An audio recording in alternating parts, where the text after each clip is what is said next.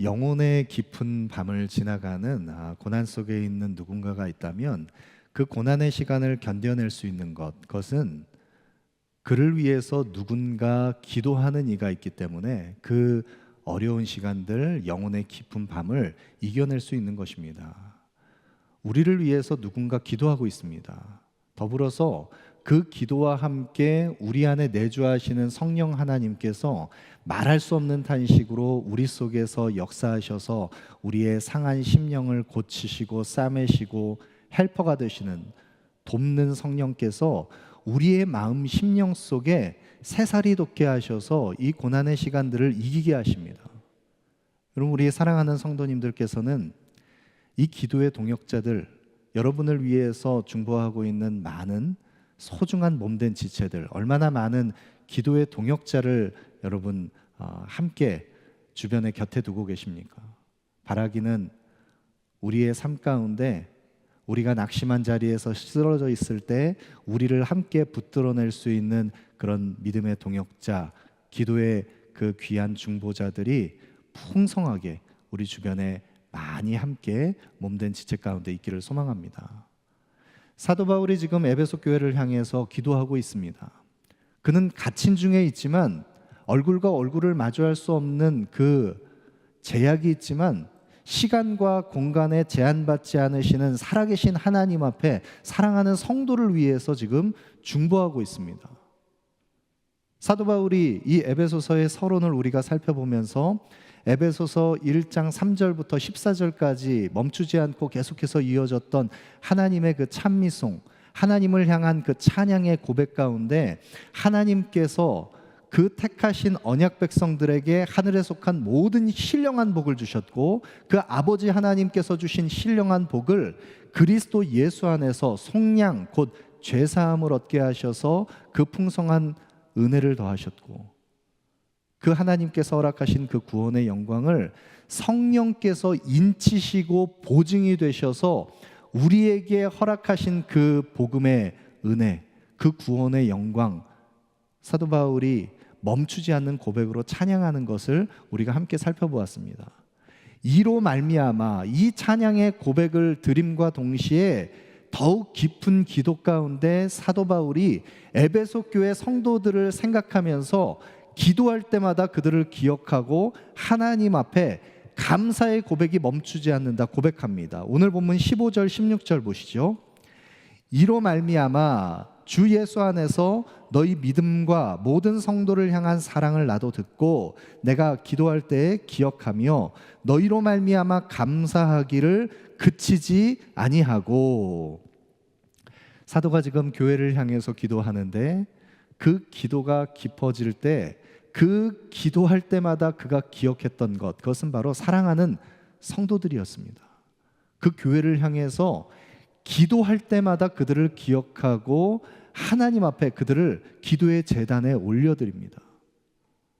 그의 마음이, 사도가 교회를 향해서 그 사랑하는 마음이 항상 교회에 그 사랑하는 성도들에게 있다 했기 때문에 그가 기도할 때마다 기억한다.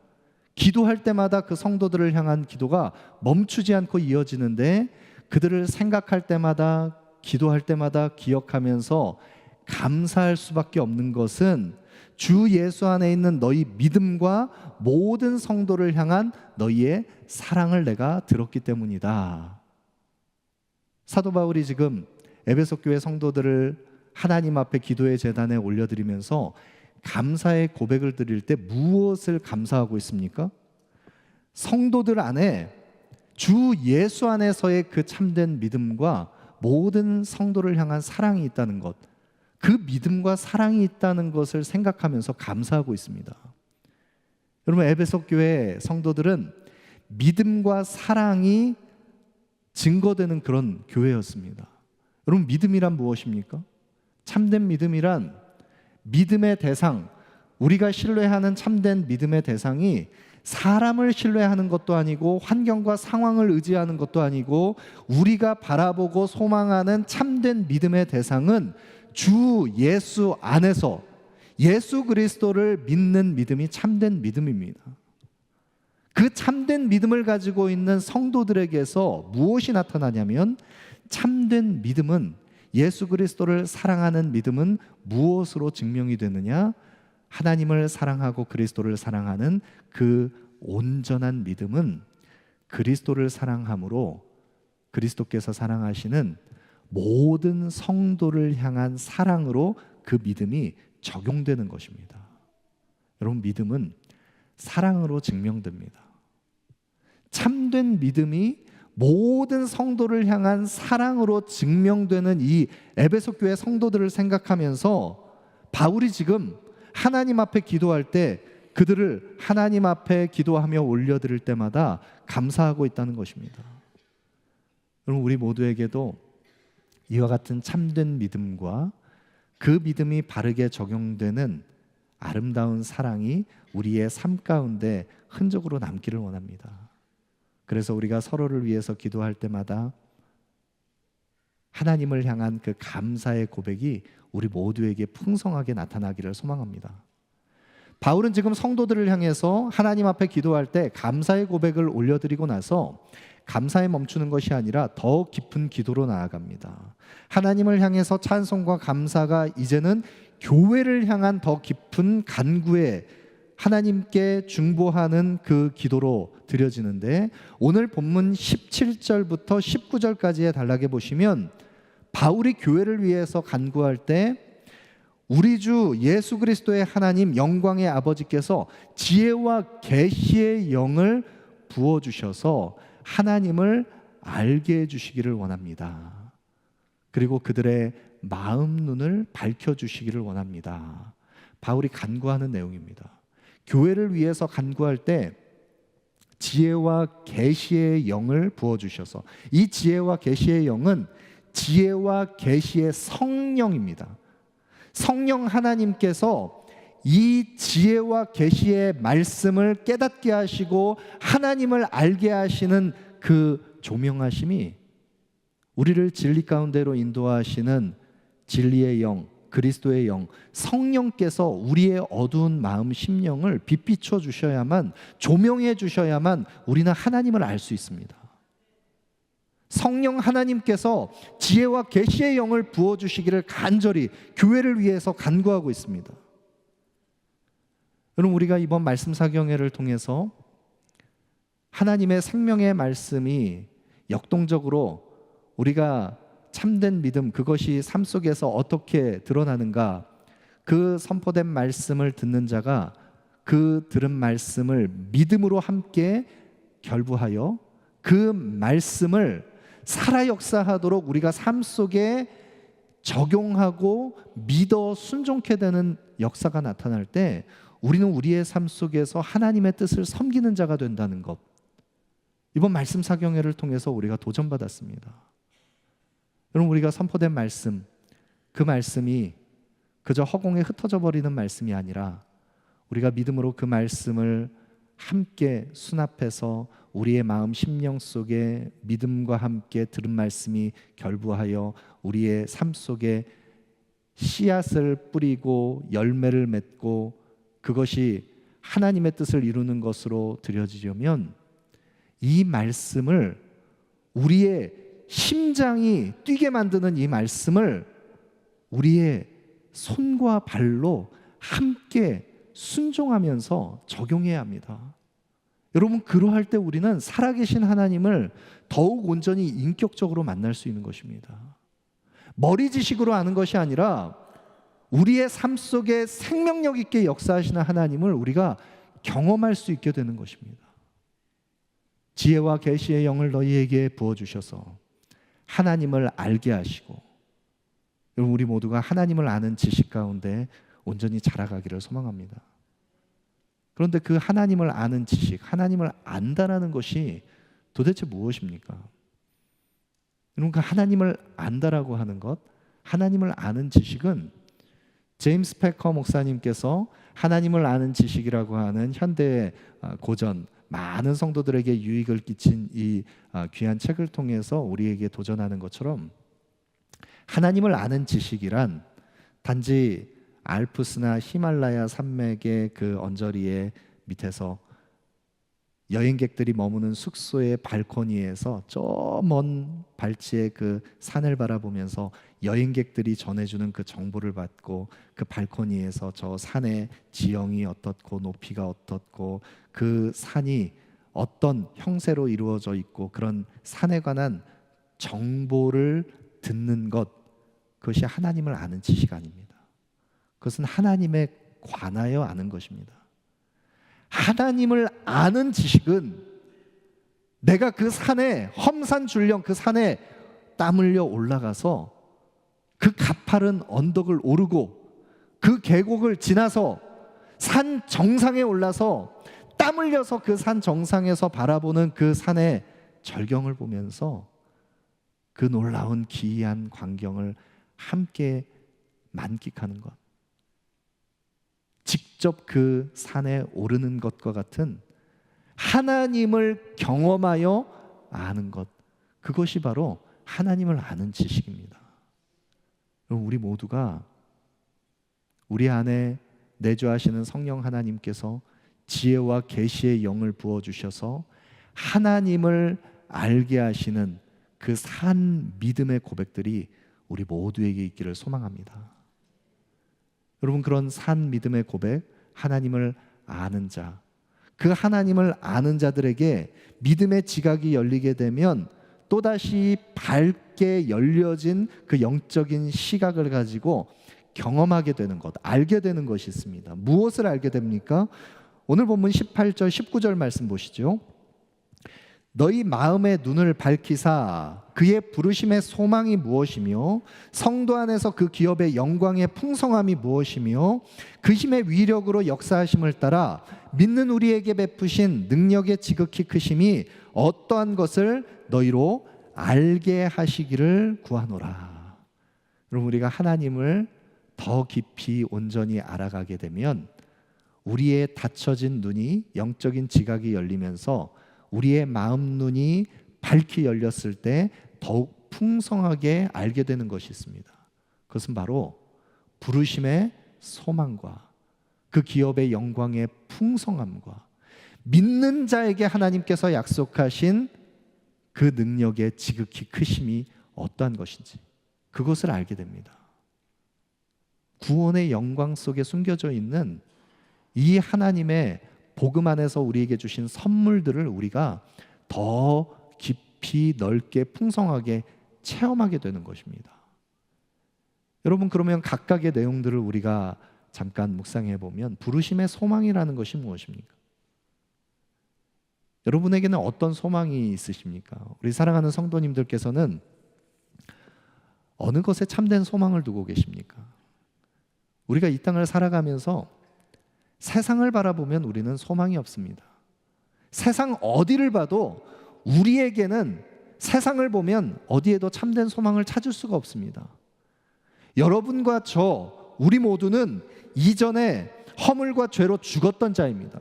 그리고 하나님의 약속의 외인이었던 자들이고, 우리는 세상 가운데 소망 없이 하나님 없이 살아가던 우리들, 그런 우리들이 세상 속에서 자그마한 희망을 찾아보려고 우리가 욕망하는 것을 세상 속에서 추구했습니다.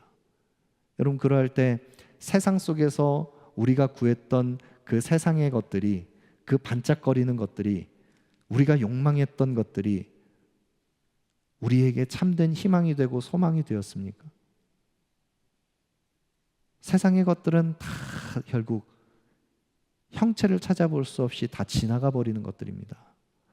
어디에서도 참된 소망을 이 땅에서는 찾을 수 없습니다. 그런데 우리가 그런 세상 속에서 하나님으로부터 분리되어서 외인이었고 세상 속에 소망 없던 자들이었던 우리들이 하나님, 우리를 향한 하나님의 놀라운 계획하심 가운데 우리를 예정하시고 택하시고 부르시고 우리를 구원하셔서 의롭다 칭하셔서 하나님의 자녀가 되게 하셨을 때, 그 구원의 영광 가운데 초대받은 우리는 하나님의 그 놀라운 부르심 안에서 참된 소망을 발견한 자가 되었습니다. 여러분, 부르심의 소망입니다. 하나님이 우리를 택하시고 부르셨다. 이 속에 우리는 영원한 영속적인 소망이 있다는 것을 발견하게 됩니다. 하나님이 나와 함께 하시고 주께서 나를 택하셔서 나를 붙드시고 나를 하나님의 자녀 되게 하신 이 부르심의 소망, 이 속에서만 우리는 참된 소망을 발견할 수 있습니다. 세상의 뉴스 어디를 보아도 다 어두운 소식뿐입니다. 세상 곳곳에 우리가 매일 아침 보는 신문, 매일 아침 우리가 시청하는 그 뉴스에도 어디에도 소망의 소식을 찾아볼 수 없습니다. 그러나 하나님께서 우리를 택하시고 부르셨다는 이 구원의 부르심의 소망, 여기에 참된 소망이 있습니다. 우리가 이 땅에서 해결되지 않는 이 인생의 문제를 씨름하면서 고난의 시간을 지나가고 여전히 인생의 모든 짐을 내가 짊어지는 것 같은 그런 우리들이지만, 그런 고난과 한숨과 눈물이 있는 우리의 삶 가운데 하나님 우리를 택하셔서 부르신 그 부르심 안에 서 있다면 우리는 장래의 소망이 되시는 주님을 의지하고 우리 속에서 로마서 8장 18절에 말씀하는 것처럼 생각하건대 현재의 고난은 장차 우리에게 나타날 영광과 비교할 수 없도다. 구원의 영광, 숨겨져 있는 그 영광을 바라보면서 우리는 장래의 소망이 되시는 주님을 의지하고 바라볼 수 있습니다. 여러분, 우리의 마음 눈이 열리게 될 때 이 부르심의 소망을 깨닫게 됩니다. 또 우리가 무엇을 밝게 깨닫게 됩니까? 믿는 모든 성도에게 하나님께서 약속하신 하나님의 크신 그 은혜 안에서 하나님께서 우리에게 주신 그 기업의 영광, 우리는 그것을 발견하게 됩니다. 여러분, 그 기업의 영광의 풍성함이 무엇인지를 우리가 깨닫게 되는데, 그 기업의 영광의 풍성함이 무엇이냐? 여러분, 이 기업의 영광의 풍성함을 우리는 먼저 1차적으로 생각할 때 나에게 주신 어떤 기업이라고 생각을 합니다. 그런데 오늘 이 본문의 말씀을 여러분께서 주의 깊게 잘 살펴보시면 한글 성경에는 지금 그 기업의 영광의 풍성함이라고 설명을 했습니다. 그렇게 번역을 했습니다. 그런데 이 번역을 원문 성경의 강조를 다시 한번 우리가 그 강조점을 살려서 번역하면 그 기업이라는 것은 나의 기업이 아닙니다. 이것은 그의 기업입니다. 그의 기업입니다. 그의 기업이라는 것은 누구의 기업이라는 것입니까? 하나님의 기업이라는 것입니다. 하나님의 기업이 무엇이냐면 바로 그리스도 예수께서 너희는 너희 자신의 것이 아니라 값으로 산 것이 되었으니, 하나님께서 우리를 값주고 사셨습니다. 예수 그리스도의 십자가의 그 피 흘리심으로, 그리스도의 그 대속의 제물이 되신 그리스도의 그 희생 제사로 우리는 하나님께서 값주고 사신 하나님의 기업이 되었습니다. 하나님의 소유가 되었습니다. 하나님께서 택하신 하나님의 것이 되었습니다. 그런 우리에게, 하나님의 소유인 하나님의 기업인 우리에게 그 기업의 영광의 풍성함을 예배해 두셨다는 것입니다. 여러분, 이것이 얼마나 놀라운 우리에게 복음의 소식인지 모릅니다.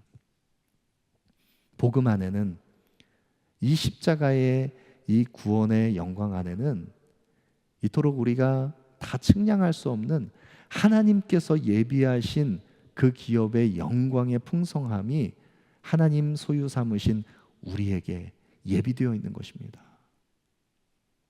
여러분, 신앙생활을 하면서 우리가 이 놀라운 기업의 영광의 풍성함을, 하나님 우리와 함께 동행하셔서 맛보게 하시는 이 비밀한, 이 놀라운 믿음의 비밀을 우리가 더 깊이 발견하는 매일매일이 되기를 소망합니다.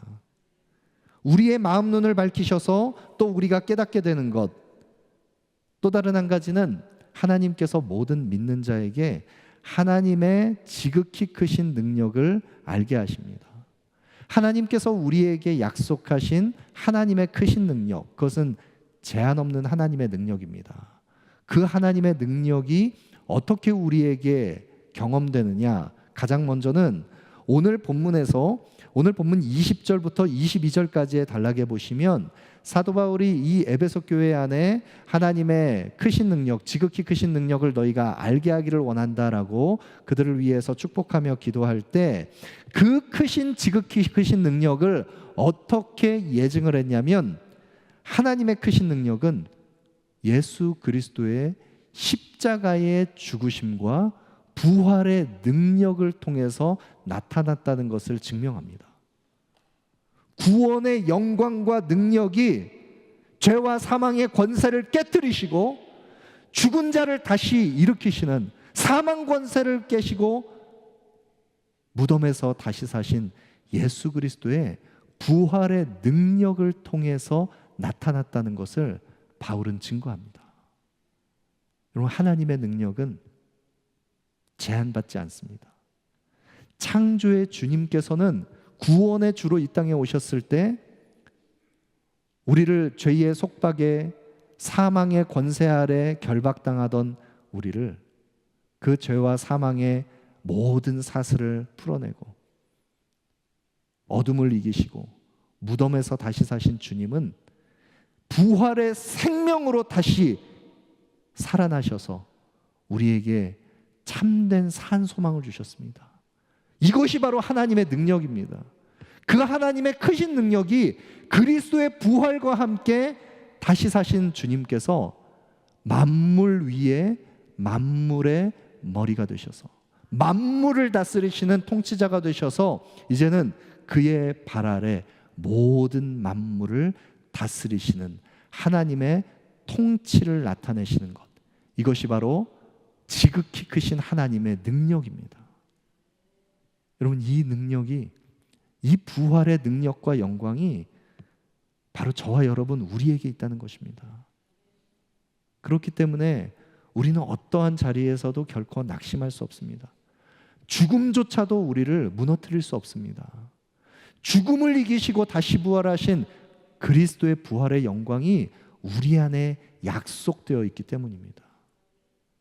그럼 우리의 마음 눈을 밝히셔서 지혜와 계시의 영으로 성령 하나님께서 우리의 어두운 마음 심령을 밝히셔서 이 부르심의 소망과 하나님의 그 기업의 영광의 풍성함이 무엇인지, 지극히 크신 하나님의 능력이 무엇인지 우리 모두가 더욱 온전히 경험하는 우리의 삶이 되기를 소망합니다. 마지막으로 바울은 교회를 위해서 기도할 때 이 놀라운 하나님의 구원의 영광, 이 능력을 교회가 회복하기를 소망하고 간구하면서 교회를 위하여 마지막으로 이 간절한 기도로 교회를 의탁하며 기도하는 내용이 있습니다. 23절 말씀 보시죠. 교회는 그의 몸이니 만물 안에서 만물을 충만하게 하시는 이의 충만함이니라. 만물 위에서 만물을 충만하게 하시는 이의 충만함. 에베소서에서 가장 어려운 난해 구절 중에 한 부분입니다. 예수 그리스도께서는 부활의 능력으로 죄와 사망 권세를 이기시고 모든 만물 위에 모든 피조물을 다시 다스리시는 주권자로 다시 오시는 주님, 이 땅을 통치하십니다. 그런데 그 주님께서는 구원의 참된 소망의 부르심을 받은 그 기업의 영광의 풍성함을 지닌 지극히 크신 능력을 소유한 그 교회의 머리가 되십니다. 교회는 그의 몸이 됩니다. 그런데 하나님께서는 그 놀라운 만물 위에 통치자가 되시는 교회의 머리가 되시는 그리스도를 통해서 교회를 통해 만물 위에 만물을 충만하게 하시는 이의 충만함을 회복해 가십니다. 여러분, 이것은 굉장히 어려운 그런 해석입니다. 만물 위에서 만물을 충만하게 하시는 이의 그 충만함, 이 충만함이 무엇인가, 이것을 해석하기 위해서 이 충만함이 의미하는 충만함의 주체는 무엇이고 충만함의 대상은 누구이고 그렇다면 이 충만함이 나타났을 때 이것이 수동적으로 나타나는 것인지 능동적으로 나타나는 것인지 성경학자들이 다양한 해석들을 이 본문 가운데 해석을 취합니다. 그런데 가장 타당하다고 여겨지는 그 해석 가운데 하나는 이 충만함의 회복이라는 것은 우리가 앞서 살펴보았던 그리스도 안에서 하나님께서 만물을 통일케 하신다, 만물을 통일케 하신다 할 때 그 통일한다는 것은 하나님의 창조 질서가 어그러져서 깨어진 이 피조 세계 가운데 다시 한번 그리스도께서 창조의 주님, 구원의 주님으로 다시 오실 때 모든 피조 세계가 어그러졌던 모든 질서들을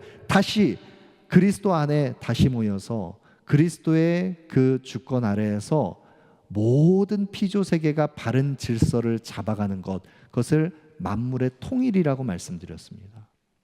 그런데 이 만물의 충만함 또한 이 만물의 통일이 이루어지는 것 같이 하나님의 통치 질서가 그리스도 안에서 나타나는 것이다, 해석할 수 있습니다.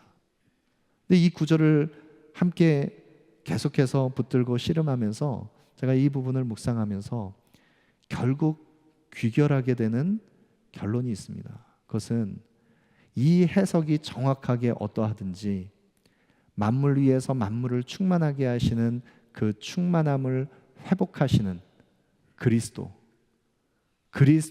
안에서 우리는 그리스도의 통치 안에서만 만물은 충만하게 다시 회복될 수 있습니다.